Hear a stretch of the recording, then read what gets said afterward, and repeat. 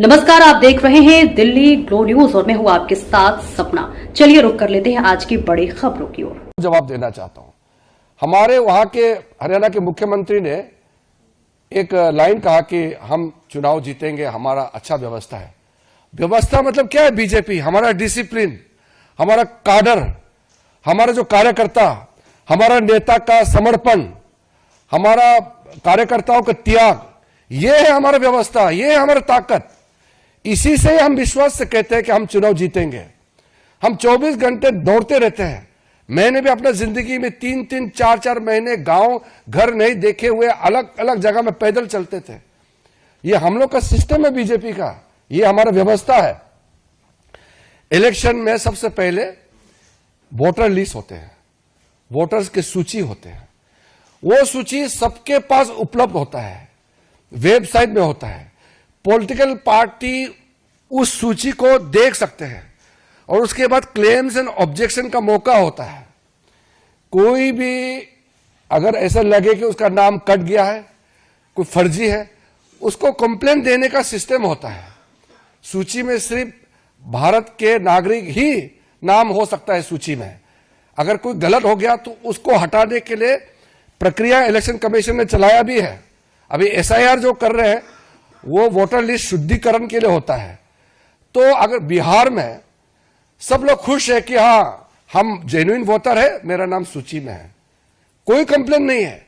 जो नकली है, जिसका नाम नहीं है या जो इस दुनिया में नहीं है या चले गए हैं, उसका नाम कट गया, वो कंप्लेन नहीं कर रहे हैं। राहुल गांधी रो रहे हैं।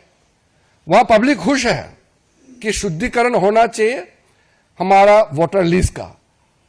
और प्रॉब्लम सिर्फ राहुल गांधी में है। कांग्रेस पार्टी में भी बहुत लोग अभी दुखी हैं। बिहार में कई लोग कह रहे हैं कि राहुल गांधी उनके वहां प्रचार में ना आए, क्योंकि वो आने से जो थोड़ा कुछ चांस है वो भी बिगड़ जाते हैं।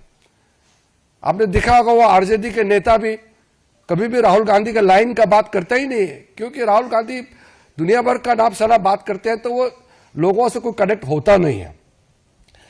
जब क्लेम्स एंड ऑब्जेक्शन होता है, वोटर लिस्ट फाइनल होता है, तो उसका वोटिंग प्रोसेस होता है।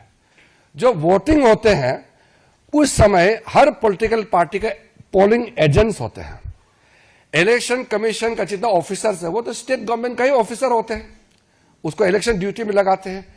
फिर बाहर से ऑफिसर ऑब्जर्वर के हिसाब से आते हैं। जब वोटर वोट डालते हैं तो पोलिंग एजेंट, अलग अलग पॉलिटिकल पार्टी के पोलिंग एजेंट्स पोलिंग स्टेशन में रहते हैं। वो चेक करते हैं कौन वोट डाला है, कौन अभी नहीं डाला, वो चेक करता है। अब अगर कांग्रेस का एजेंट वहां अगर नहीं है तो बता दे कि वो एजेंट नहीं रख पाया। पोलिंग एजेंट रहता ही है, हर पॉलिटिकल पार्टी का, हर कैंडिडेट का पोलिंग एजेंट रहता है और उसी हिसाब से वोटिंग होते हैं। उसके बाद में जो वोटिंग होने के बाद अगर कोई उसमें गड़बड़ी है तो आप इलेक्शन कमीशन को पिटीशन दे सकते हैं, अपील कर सकते हैं। उसमें अगर लगता है कि न्याय नहीं मिला तो फिर आप अदालत जा सकते हैं। ये सब तो करना नहीं इनको। फिर जब पोलिंग हो जाने के बाद जब काउंटिंग होते हैं, उसमें भी हर कैंडिडेट का, हर पॉलिटिकल पार्टी का काउंटिंग एजेंट्स होते हैं। वो बहुत पारदर्शिता के साथ, पूरा ट्रांसपेरेंसी के साथ सारा इलेक्शन प्रोसेस होता है। मैंने 7 चुनाव लड़ा है। हम कैंडिडेट भी रहते हैं, हमारे एजेंट्स रहते हैं। कहां गड़बड़ी होते हैं?